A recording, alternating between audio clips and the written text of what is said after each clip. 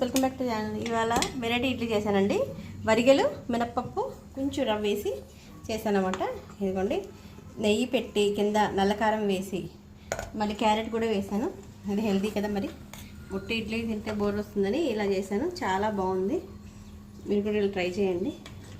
కొత్తగా ఉందన్నమాట. డైలీ ఆ రవ్వ ఇడ్లీ కన్నా ఇది మనకి హెల్త్కి మిల్లెట్స్ ఇడ్లీ అనమాట. ఇది హెల్త్కి చాలా బాగుంటుంది.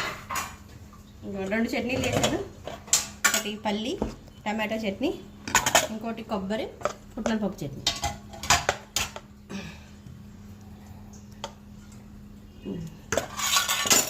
అలాగే తినేయచ్చు, చట్నీస్ పెద్ద అవసరం లేదు, ఎందుకంటే ఆల్రెడీ కారపొడి నెయ్యి క్యారెట్ తురుము వేసాను కాబట్టి.